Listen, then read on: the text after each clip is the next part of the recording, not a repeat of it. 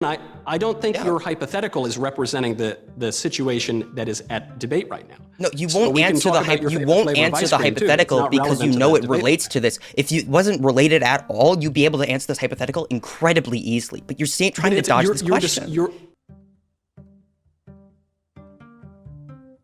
Hey, you know, Michael Knowles, a Zoom meeting set up, open for debate. Cool, look at that in a bit.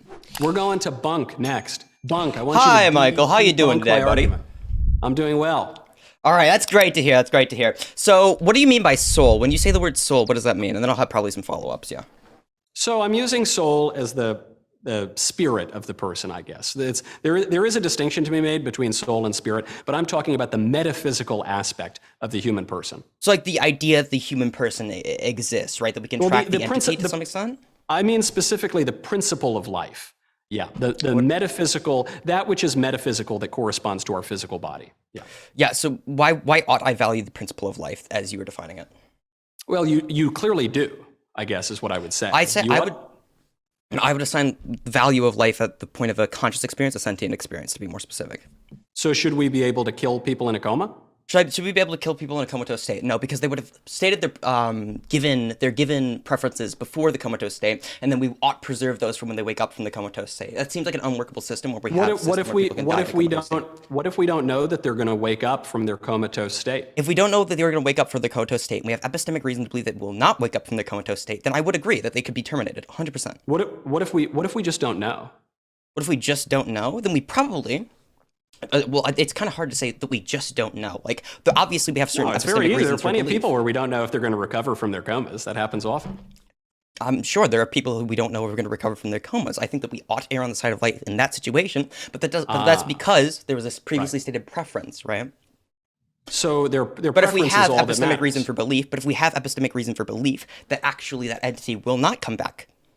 So their preference is all that matters. So if before they go into the coma, they say, you know, let's say they had a bad day at work. Yeah, sure. And they come home, they say, gosh, I don't know if I want to be on this world anymore. And then they go into their coma. Then you think we should obviously you let them die. Actually, we have things within the United States of America to allow people to die. It's called DNR, Do Not Resuscitate Order. And that states that they don't want to be brought back to life. And I think that we ought to respect that preference, yes.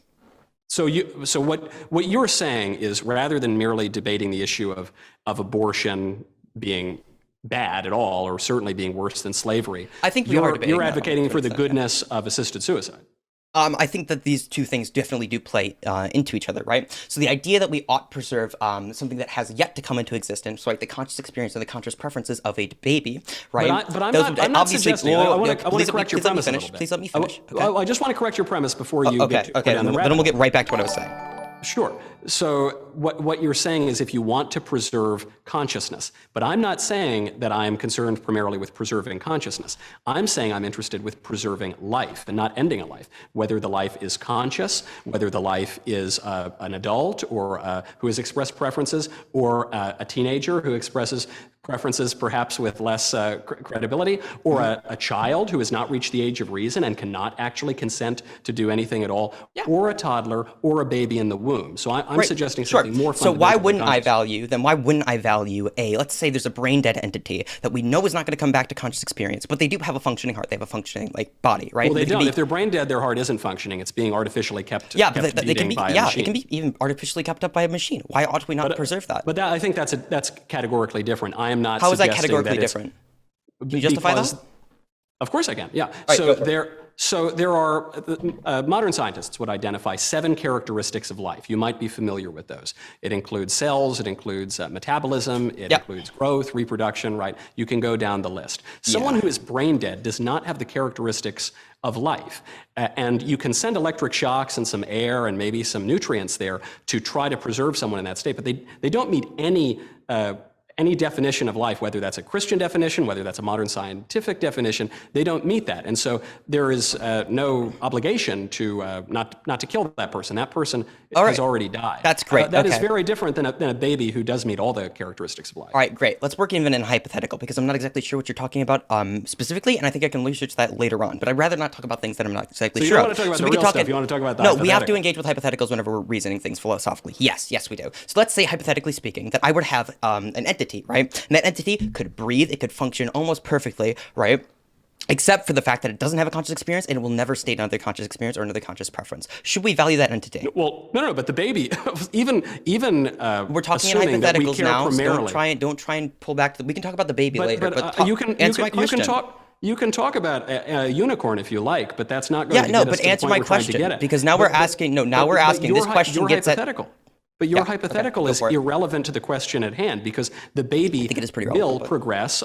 Here is why. Because you're saying, let's talk about the morality of killing a human being that will never be conscious. Yeah. And again, I'm not basing consciousness as the reason why we shouldn't kill babies. But it also doesn't apply in this case, because the baby, when he's in the womb and when he's at a later stage in the womb and when he comes out of the womb, is growing. So as he grows, he will come into consciousness. So when you kill a baby in the womb, you are depriving someone who, in the future, will have the ability, as you seem so concerned about, to state preferences. All right, great. So now we're valuing the potentiality of conscious experience, correct? Because that's what I was trying to get at with hypothetical. But again, I don't really care about that. But you don't care about the potentiality of a conscious experience. Okay, then. So if you don't care about, I don't think consciousness is the reason that we shouldn't kill people. No, give me a second. I don't think that. I do think that it is important to consider that a baby in the womb has the potential to, left unmurdered, to become something else, just as it's important to remember that a 5-year-old left unmurdered will become an adult. But that is not the reason why we shouldn't kill them. All right, so why shouldn't we kill this entity that I've made, right? Why shouldn't we kill it? Because it doesn't have the potentiality of having another conscious experience.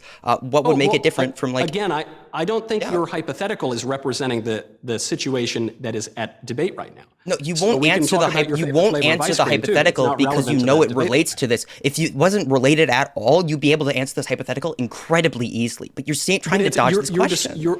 What you're describing is something that does not. No, what you're describing is something that does not relate to the question at hand. Because the entity that you're describing is not the same as an unborn baby, and it's not even similar to an unborn baby. But this is the question. But the question that I'm asking. Okay, maybe I have to explain this. Like, I have to like slow this down, and maybe I have to explain it a little bit. Maybe you do. Maybe Maybe that will help. Yeah. No, I'm actually genuinely trying to help because I want to have a conversation with you. You think like a really interesting political figure. Helped. Help me, please. No, I don't think you're helpless, all right? You're a political commentator. But I do want to have a conversation with you. I don't think I'm helpless either, but I want to be helped, so please help me. All right. So the idea is, what this question poses to us is, there's everything functioning about this human being, except for the idea that we'll never have a conscious experience again. So answering this question hold on, we should... now you're trying to interrupt me. What you're saying is everything... I am interrupting you because I want to be very clear about what you're saying. You're saying that the baby We're turning right back to it. So the baby has... everything is working totally normally, except the baby will never grow. It's not a baby. This can be like a full-grown adult even. Because now we're answering a hypothetical question that will tie back into how we... so we're answering a hypothetical question that will tie back into how we value things. How did the adult lose his consciousness, or did he never have consciousness? It doesn't even... let's say it had consciousness. It does matter. So do you value like previous conscious experience now? Now I'm interested. So consciousness is an aspect of human life. Certainly, it's not an aspect when you're comatose, for instance, or when you're asleep. Sure. But it's an aspect of human life. Right. But that's not the reason why we shouldn't kill babies. All right. So why should we kill this entity? Are not conscious in any meaningful way. So okay. Actually, I'm going to come back to it because you just like completely got us off track when I was trying to explain something. So I'm just trying to figure out what you're saying. Yeah. So if you want to figure out what I'm saying, then you should let me finish. Is what I'm trying to get. Okay, can we start with that? I guess I'm curious because you said. Let's start with that. No, you said we're talking about a being that is otherwise totally. Well, I'm just trying to clarify what you're saying. So you're saying there's a being that has all the hallmarks of human life, but he won't grow. Which what I'm saying is you've now contradicted yourself, because one of the aspects of life, one of the basic characteristics of life, is that you do grow and you do develop. Let's say it will grow and it will develop. You're creating an impossibility. Let's say it will grow and it will develop even. It has every single aspect of life except for it will never gain a conscious or sentient experience. Should we kill it? Do we have the... No, how did I contradict myself? We're working in hypothetical. Because human beings who grow and develop consciousness. No, let's say, okay, do you think that somebody can grow and develop, like if they're being kept alive artificially? Even if they don't have a conscious experience? No, if they're already dead, then they're dead and it's a moot point, and then you don't need to worry about it. But that's... Okay, yeah, so they're already dead. Why don't we value that? Why don't we value that? Because they're dead and they're not alive. Okay, yeah, so that's what would be the characteristic of being dead? Dead people don't have a right to life, that's true. Yes, I'm trying to get at why we don't think dead people have the right to life. So the reason that we don't think dead people have the right to life because they have... But if they don't have life, then they obviously... Yeah, so we're working in hypothetical. You keep that trying right to has draw it expired. back. No, see, the thing is, you keep trying to draw it back to, like, what if it's a baby, right? I don't want to talk about the baby right now. We can return to that point, because that point's, this is, like, really crucial to this hypothetical. Because what this hypothetical poses to us is it tries to make us understand why we value life, at what points we value life, We and things value of that life nature. because man is made in the image of God. If that's your question, why do we value life? Because man is made in the image of God. That's why. No, it's when we value a life, a human life, At the very beginning right? of human life. That's when. We value life Why do from we the value very at the very beginning. beginning of the human life, then? Because man is made in the image of God. Okay, can you... Why wouldn't we value, then, the dead entity? Because, I mean, apparently it's made in the image of God. Why should we not value it? We do value the dead entity. You do value the dead entity. So, like, the brain dead entity, you would keep it alive? Treat dead bodies. This is why we treat dead bodies with a certain sort of sacredness. This is why it's a crime to desecrate bodies, because we view them as having a sort of sacredness to them. This is why we don't just have dead bodies lining the streets, why we give them proper burial. This is why we go and have funeral rites. So we do value them, but dead people are not the same as living bodies? Why do we cremate bodies, then? Well, I'm not in favor of cremation. Yeah, I'm not in favor. So you're not in favor of cremation? You think that's a moral wrong? That's morally wrong? That's reprehensible? I think it's disrespect. I'm not willing to say that it's a great sin, but I think it's disrespectful of the human person as an image bearer of God. Right now, I want to talk about morals, because right now this is like slavery. Abortion is worse than slavery, and worse in this context, it means moral. So I want to talk morals. All right? No, I don't think it's necessarily a sin to So you don't think it's morally body. wrong? Cremate a body? I don't know that it's necessarily a sin, but so we wouldn't give moral credence to that corpse, then. We'd value it more as though we'd value it more as though it's a. I think it's a sin to desecrate a body. I think it's a sin to desecrate a body, which is not necessarily what you're doing in cremation. A good example of this would be. Well, I'll give you an example. I think it's wrong to spit on an American flag, but I don't think it's wrong to destroy an American flag that has already been tarnished by burning it. Actually, that's what's called for in the flag code. So I don't think it's necessarily wrong to do that. Is burning an American flag brutal or disrespectful? Well, it depends on how you do it. So are you in favor? So do you think there's sometimes we should be able to burn an American flag? Yeah, I think if the flag has been desecrated, or if the flag has been tarnished and has been being put out of use in a respectful way, then it's perfectly acceptable to burn it. Right. So there are places where you'd be in favor of burning an American flag. Yeah, I think it matters. I think the substance of the act matters. Okay, so what I'm trying to get at then, desecrate it or to respect it. What I'm trying to get at then is that we don't seem to value things that will never have consciousness ever again, in the same way that we do value things that will have a conscious experience or have asserted conscious preferences that will have them again. Would you agree with that statement? I agree that we tend to regard conscious beings more than we regard unconscious beings. I think that, frankly, I think that's a little bit part of the problem. Do you think that we should value things that do not have consciousness, that will never have consciousness again? Do you think we should value them the same that we do a human being? Well, that doesn't. I'd have to know what you. Do you mean someone who is brain dead? Yeah, like someone who is brain dead. Do you think we should value them? But I think we should value them. But it's perfectly fine to remove their extraordinary medical care because they're not alive by any real definition of life. But wouldn't you that, of course, does not describe their existence? That sounds really wrong. That sounds really morally wrong for giving the same moral credence to them. They're already dead. Is what you're saying. If you're talking about brain death, you're talking about someone who's already dead. Yeah. So I think we've kind of circled back on this, but I guess before I let you go, I guess, is there any way that this relates to an unborn baby or to the question of slavery? The question that we're having right now is, do you value the potentiality of conscious experience? Would you value that? I value the potential of all life, including conscious experience. Because this is a much more interesting branch of conversation, because I can't seem to get you to answer straight to hypothetical, right? I think these conversations are very interesting. I love doing them, all right? They're my favorite thing in the world, actually. I love discussing ideas. It seems like you do too, which is actually really great. But the point that I'm getting at is that do you think we can assign moral value to something that is potential, that's something that has not existed yet? Like a conscious experience, like the potentiality of a conscious experience. Do you think you can value that? Okay. Because if you were describing the unborn baby as something that does not yet exist, that wouldn't make sense. No, I'm talking about the consciousness does not exist. Would you agree with me that, like, at conception, the beings are not conscious? They've never been conscious yet? Yeah, we can value things that we do not yet possess. Sure. Right. So you think we can assign moral value to, like, preventing a conscious experience? That would be a moral wrong, right? I think it'd be wrong to kill someone. You're kind of abstracting this and taking only a facet of life and sort of elevating that. So I wouldn't recommend doing that. But yeah, I do think it would be wrong to take away someone's potential for more life by killing them. So preventing a conscious experience would be a morally wrong thing, right? Well, I guess it depends on what a conscious experience is. If the conscious experience killing a lot of people, like being a serial killer or a Right. rapist. Right. Let's I think that let's would not be a suppose good that it's not conscious done experience. anything, right? Let's suppose a non-aggression principle, right? Would you agree that it's wrong to aggress on things that have not aggressed upon you? I'm not a libertarian, so I don't know. I don't think that's true. I think that certainly there are.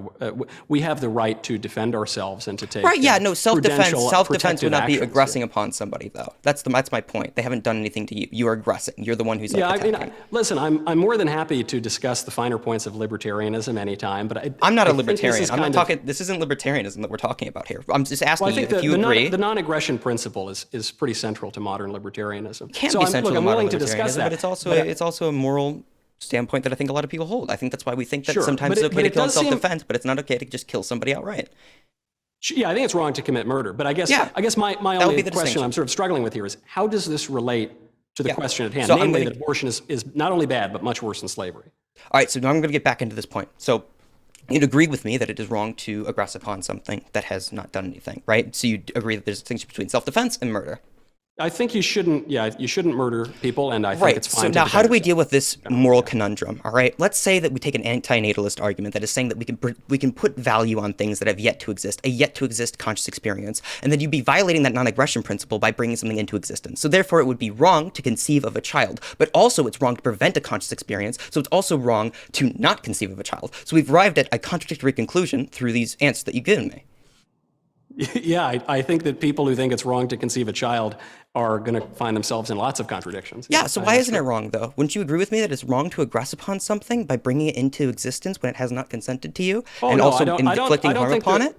I don't think the relationship between a mother and her child is aggressive, unless you're talking about No, but the act of conceiving- abortion. no, I think it's an act of love. No, but conceiving of that child, so you'd agree with me that Yeah, things I don't experience think that. pain. I don't think it's. I don't think you're doing wrong to a child by conceiving him. Right, yeah, but you would agree with me that things experience pain and suffering when they come into existence, correct? Right, but I think existence of suffering is not an argument against life. No, meaning but I you'd think agree it is with better me. to be alive than not to suffer.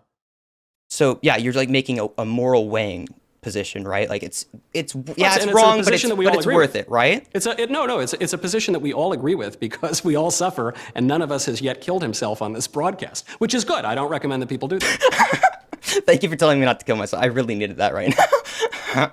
But no, I'm talking more specifically. So would you agree that, like, for example, if I had a situation where I had an individual and I could even let's say that I could take away one of their fingers, but from that I would give them like an infinite amount of wealth, right? They'd be infinitely powerful, infinitely wealthy even. They just wouldn't be able to get that finger back. Would you say that it would be morally wrong to put them in that situation and roll that dice for them, you could say? Would it be morally wrong for you to offer them all the kingdoms of this world in exchange for them cutting off their finger? Not even to offer them, but to force it upon them. Oh, yeah, I think it's wrong to cut some guy's finger off against his will. Yeah. Yeah, so you seem to agree with me that even if I'd say the benefits of having all the kingdoms in this world would be more than having your finger, right? But even so, we'd deem it to be wrong to aggress upon another human being. So that links back to what I'm talking about. Yeah, that okay, you're gonna let me finish. So even if it is actually an overall benefit to have life, creating that life, it is inherently against that principle that you've just stated to me, that it is wrong to aggress upon something, even if the benefits outweigh the negatives. I never assented to this sort of libertarian notion of the non-aggression principle. But I do think it's wrong to commit sins, and I think it's wrong to harm other people, unjustly. But I suppose I just dispute your definition of conception as committing a harm against a baby. I think disagree with conception that is a too. great act of love. I actually disagree with that too. But the way that I refute an antinatalist argument is saying that we can't put moral value onto things that don't exist. But you seem to think that we can put moral values onto things that don't exist. Well, the And you're baby just saying, exists, though, no, is and what you're I'm just saying. no. The consciousness doesn't exist though. The consciousness. But I don't. we're But the talking consciousness is not. about. Or even is the not an baby that issue. doesn't exist yet. Even the baby that doesn't exist yet before the baby's conception. That's what we're talking Oh, about. you mean is it right or wrong to conceive a child? Yeah, This is a that's very an different antinatal- debate than we were having initially. But No, yeah, but I think it's good to conceive a child. I think it should be so how do you fruitful get and multiply. How do you get around that then? Because if you're putting value onto the child that does not yet exist, you are aggressing upon that child, and therefore you'd be violating. Yeah, I'm just your very own confused moral by your viewpoints. description of that my My regarding human life with value, even potential human life that doesn't exist, is aggressive. I don't really understand how that's the case. So maybe I have to run through this. So you agree with me that no matter the benefit, it is wrong to aggress upon an entity. That was the finger No, cutting I don't off even know example. really what you mean by aggress. I think it's wrong to commit a sin, and I think it's good to pursue a virtue, but I don't really even know what you mean about aggress. Like right now, for instance, I'm aggressing on you in that I'm making arguments in a somewhat aggressive manner, but I don't think I'm committing a You're not sin being- against you, you're and I not don't being think very I'm aggressive, I don't think I'm regard. And I agree. I don't think I'm being cruel or anything like that. So I just don't really know what you mean by aggressing on the baby that you may or may not beget. So what I mean by aggress is I mean inflict harm upon an individual without their consent or without prior Yeah, I don't think that justification. you should harm the baby, but I don't think bringing him into existence Right. harms him. There may be things in this world there inevitably will be things in this world that do harm him, but you by begetting a child are committing an act of love. You are not committing an act of harm. You might end up hurting your kid too, because this is a fallen world, and you should apologize when you do that, and hopefully your child will forgive you, and you'll grow together in love. Yeah, sure. So would you agree with me that things that come into existence do experience pain, and this is something that we can predict? But I don't think it's sinful to bring a thing into existence. I guess that's where we're disagreeing. What you're doing, you 100% know because you But just. I don't think you're experiencing pain is by definition having a sin committed against you. I think that in a enacting world- pain on an entity that you give moral consideration to would be a moral wrong, and it seems that you agree with me on that. Well, no, but certain pain can be edifying. Right. For instance, if when I go to work out, which I don't do very often, I am inflicting some pain upon myself, not because I hate myself, I agree. But I'm inflicting this pain because if it doesn't hurt, then you're not going to get those muscles. No pain, no gain, as they say. This is true when you educate a child. You'll have to inflict a certain amount of pain on the child in order to educate him. Mental pain, maybe physical pain if you're engaging in physical education, and that's edifying. That's not sinful, and that's not harmful either. Right, but to some extent that you consent to that interaction. Like I don't think that you're like forcing yourself No, the to go kid to the can't gym. consent. The kid is below the age of consent. We're not talking about consent to a sexual action. I think we both No, agree we're that talking about children consent consent to generally. certain things. Kids can't consent to anything. They can't buy houses. They can't. Do you think that a child can consent to a hug? Not really. No, I mean, Do you think that? if you're So do you below think the that age hugging somebody is wrong? Like that's like no, I don't really think it's wrong. bad. I think that So, no. I think parents have a right and an obligation to care for their children and make decisions on the child's behalf. And sometimes schools take this on as well. This is why they're called in loco parentis, right? They make decisions whether or not the child consents to it, especially if a child is below the age of consent. So that doesn't answer my question. Do you think it's wrong to hug a child? No, well, it's Well, I mean, you're telling me they didn't consent to it, so like I don't know. Like you're telling me they didn't consent to it. Is it okay to do like just if someone?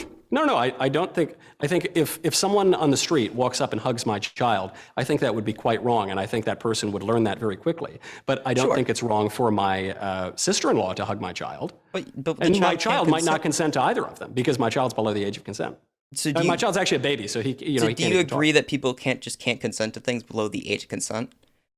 Well, that's the definition of the age of consent. No, the definition of the age of consent is actually the age of which somebody can engage in sexual activity. That's actually there are plenty of other things you can't consent to either. This is why there are criminal courts, juvenile courts for younger people, because their moral faculties and their faculties of judgment have not matured enough such that they can be held liable with criminal adult penalties. Right, That's so why we hold them to different standards it's because of their gradient. inability to consent. But we both agree that it's a gradient. But the actual problem that you're running into here is that it's actually not the age of consent is not when you can consent to everything. There are actually things that you can't consent into, especially within the United States of America. You can't consent to like buy alcohol and drink alcohol on your own, right? These are things that we Not like. below the age of consent, you can't.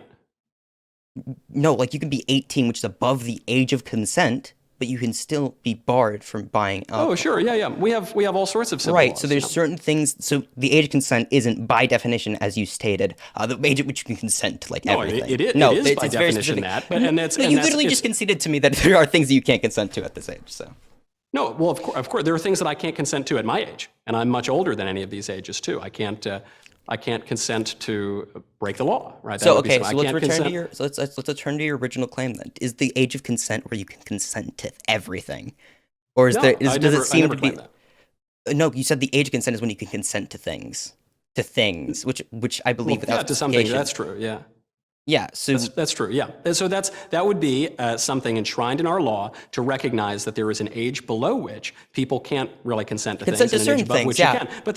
But of course, there are different things that you can consent to at different ages, and you can yeah, raise them and move them obviously. all around. So the age of consent really isn't that like descriptor that you put it out as, right? No, I think it is. I don't think No, I'm not sure well, what you would you can agree, for example, you can agree to YouTube's terms of service, and the COPPA would allow your data to be tracked at the age of 13 even without parental permission. That's not great.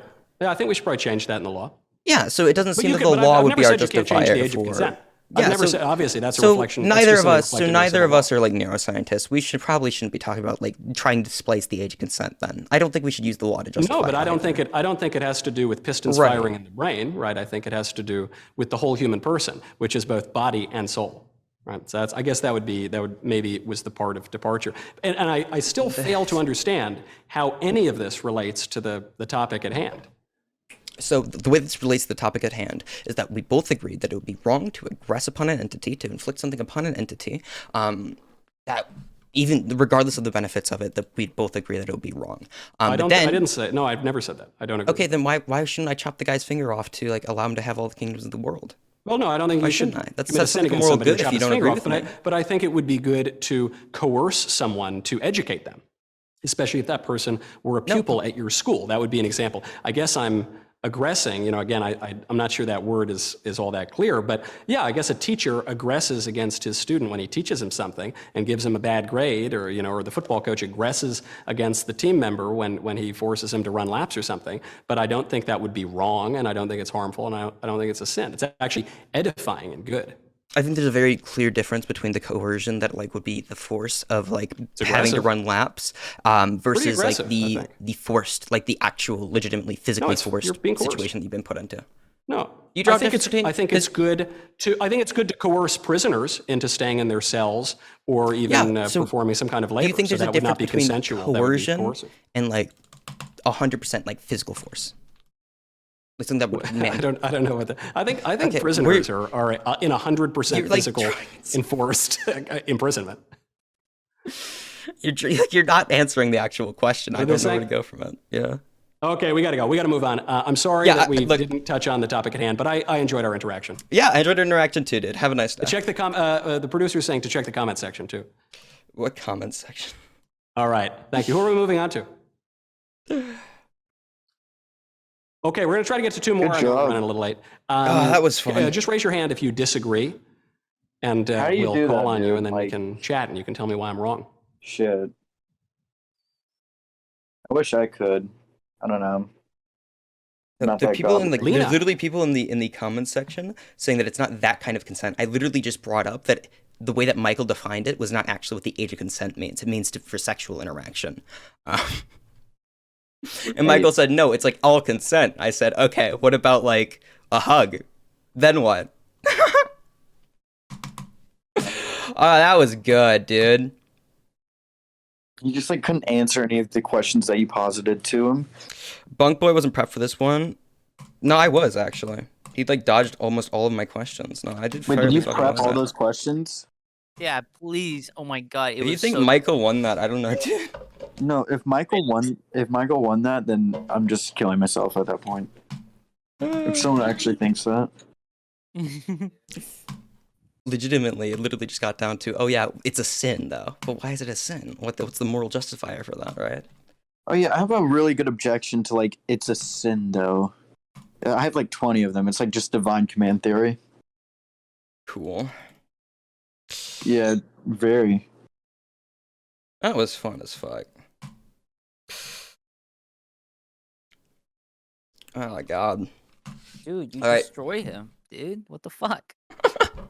I mean, he got backed into a corner on like the consent point. He had to like try and appeal to the law, and then like I showed the law wasn't what he was describing it as, and then he tried to appeal to like the current state of things, which doesn't clear the is-ought gap, right? So like to say that, oh yeah, well, I mean, children are forced to go to school. What if I don't agree with that? What if I like object to that statement, right? That was actually really good. I don't think Michael was prepared for that at all. At all? Oh my god, you fucking. I think I blindsided him with like a lot of those questions. Holy shit, dude. Like that was. How long were you guys debating? Brutal. I don't even know. That was a while though. Oh God. But I know what I know is that Michael was not prepared to actually talk like actual philosophy. He was doing the Ben Shapiro thing where you're just like trying to own like college students. But unfortunately, like I talk about this shit. You know what I mean? Dude. Oh yeah. Okay. So, did you grab like the little, or did you screenshot like people's like replies and shit like that? I didn't screenshot the people's reply, but they were like, that's not the age of consent they're talking about. Well, yeah, and that's what I was trying to prove to Michael. That's literally my point. That was literally my point. Yes. Yeah. If you think that it's wrong to moderately harm someone for much greater benefit without the consent, is it wrong to give child medical procedure? It depends on given circumstances, right? So the problem with that is, like, in one situation, right, the harm is inevitable, so we can justify it. But in the other situation, the harm is not inevitable. The harm will never be inevitable. So if it isn't necessary, if the child can't consent, the harm is necessary for the greater good. No, but the difference would be that we're, like, preventing a larger harm, but with a harm, right? So this would be, like, the justification behind self-defense, right? That we could defend ourselves because one of us has to be harmed, and I'd be preventing a larger harm or a more moral wrong. The problem is you're like initiating the scenario in the other situation, right? So you're being put in a situation where this is just like how it is, right? And you have to make a decision from there. And the other one, you're creating a situation where you don't have to make that choice. That's the difference. That's the key difference that you're missing. That was really, really good though. That was actually fun as fuck. Wait, how did you prepare for that? I didn't prepare at all. Yeah, he's a Chad, dude. Like, I just have these conversations like every single day. The only problem was like Michael tried to like keep getting us away from the actual topic. It was really, really funny though. I so badly want to do a debate with Ben Shapiro one day. I so badly want to do that. Like this is the one thing. Look, after that Michael Knowles bit, where I realized Michael Knowles didn't actually like he's not that big brain. You know what I mean? yeah.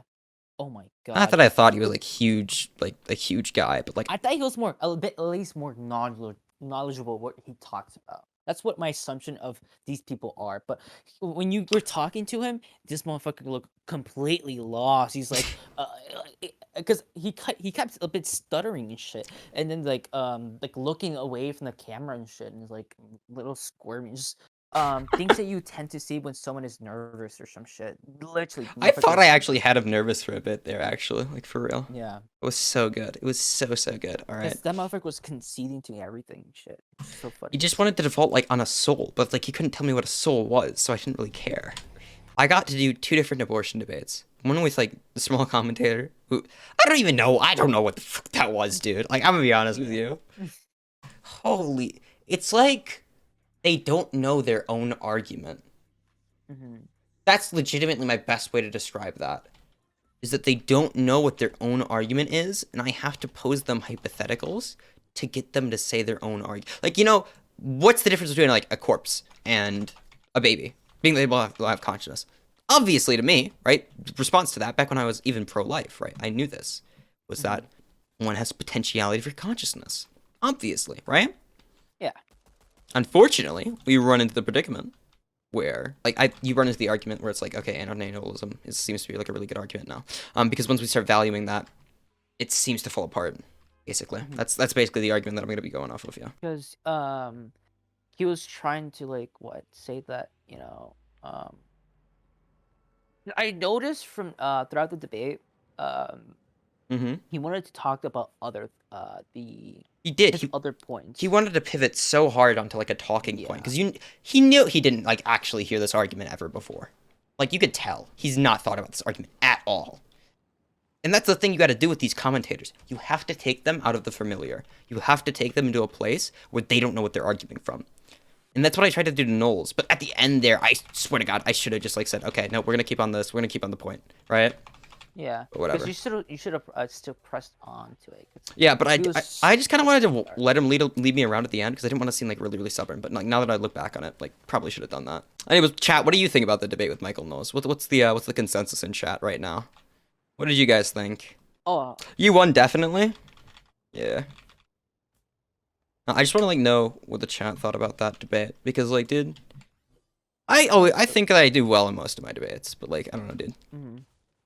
I feel like when that goes up on YouTube, people will be like, "Oh yeah, Michael, like, you know, there's one person who like definitely came from Michael's like shit. It was like you weren't prepared for it, dude. I literally met Michael on every single point. There wasn't a single point where I didn't meet him on. Yeah, But like Michael wanted to run away from every single point that I brought up because like, he was so out of his element, dude. It was so funny. Yeah. Now I want to talk to Benny Boy. Yeah. Yeah, you could try that. You could actually see him. I'm not even lying to you. So I saw this back in the day when Ben Shapiro did these like Ben Shapiro owns libtard. You know what I mean? Yeah. Back in the day, okay? Back in the day, Ben Shapiro used to try and use this argument for consciousness that, well, what if they're in a comatose state? That would be the argument. And he tried to use it. You saw him like try to use it. It was He, like- the first point, right? Yeah, you saw him try to use it, and it got rebutted so quickly. It got shot down and he abandoned the point entirely. I'm so happy with that, dude. That was awesome. He like dropped it so quick. You could tell he was trying to take from Benny Boy Shapiro, dude. I feel like these people don't have no like what do you call it? They don't think for themselves. Like, I've told you this Yeah. before. I've literally told you this before. These people don't think for themselves. They go to Benny Boy Shapiro, and they just take Benny Shapiro's points, right? Because it was first with Matt Walsh when he tried to use one of his Ben Shapiro's points. Now Matt, it's like Yeah, no, they both try and use Ben Shapiro's points. That's why I want to take a crack at Ben Shapiro, because I feel like he'd actually be able to give an answer. I feel like I could, like, call Shapiro out on more things, you know what I mean? yeah. Alright, where's this guy? I hear somebody. There's somewhere. Someone here. I smell them. But yeah, dude, that was a great debate. It was awesome. Yeah. God. I just randomly saw I saw my recommendation that you were live and shit, and I just clicked on it, and I just saw at first I thought you were reacting to a video of Michael, right?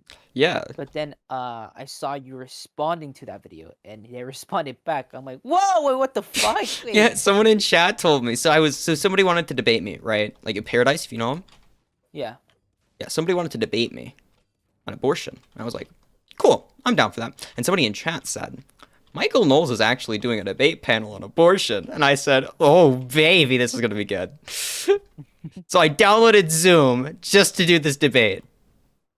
Nice. Bruh, it was so good. So unbelievably awesome.